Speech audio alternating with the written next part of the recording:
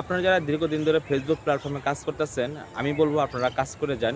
আজকে শুক্রবার একটু ঘুরতে বেরোলাম। পিছনের জায়গাটা অনেক সুন্দর। আমার বাসার পাশে দেখতে অনেক ভালো লাগে।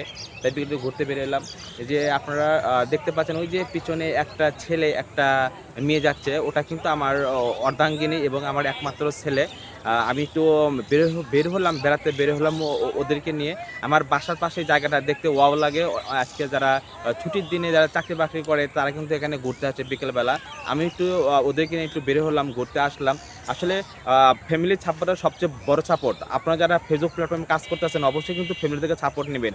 আমার স্ত্রী আমাকে পর্যাপ্ত পরিমাণে আমাকে হেল্প করে এবং সাহায্য করে এবং আমাকে সাপোর্ট করে এবং আমাকে মানে এত পরিমাণে আমাকে সাহস দেয় এবং আমাকে সাপোর্ট করে বলার মতো নয়। আমি বাসায় লাইভ করি, ভিডিও করি, ফানি ভিডিও করি। ওর কাছ থেকে কিন্তু আমি অনুমতি নিয়েই কিন্তু এই প্ল্যাটফর্মে কিন্তু কাজ করা শুরু করেছি এবং আমার বিভিন্ন ভিডিও কিন্তু আমি আপলোড করার আগে আমি কিন্তু আগে আমার স্ত্রীকে দেখাই যে, "দেখো ভিডিওটা কেমন হলো।" ঠিক আছে?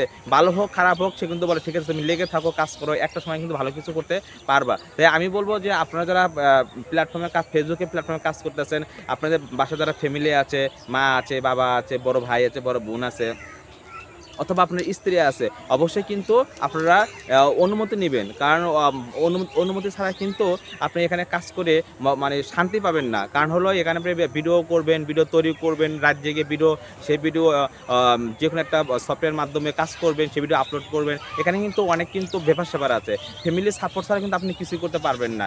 জায়গাটা কিন্তু অনেক সুন্দর। এই জায়গাটায় কিন্তু বিকেলবেলা হলেই কিন্তু যারা চাকরি করে এরা কিন্তু এখানে ঘুরতে আসে। যারা গার্মেন্টসে চাকরি করে তারা কিন্তু বিকেলবেলা পেলেই জায়গাটা ঘুরতে আসে। আমার বাসার পাশেই জায়গাটা। প্রতি সপ্তাহে কিন্তু এখানে অনেক লোক হয়।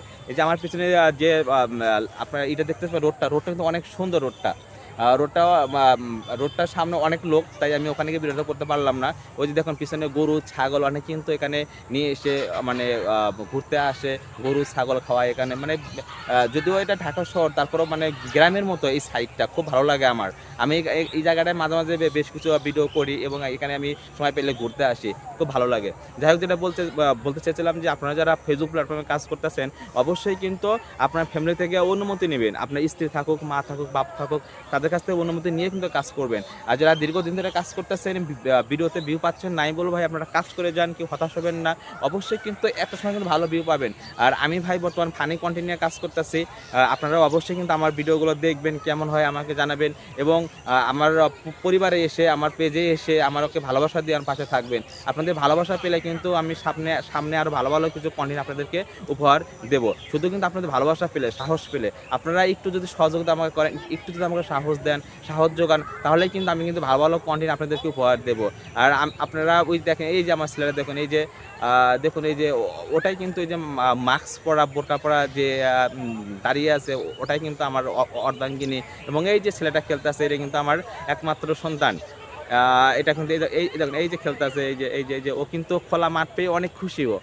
ও দেখছেন এই যে খোলা মাঠ পেয়ে অনেক খুশি ও। কারণ ও বাসায় থাকে একদম বন্দি। মানে ও পরে হচ্ছে মাদ্রাসা ওর লং টাইম ক্লাস। কিন্তু শুক্রবার পেলে ওকে একটু ঘুরতে বের হই আমরা। আজকেও একটু বের হলাম।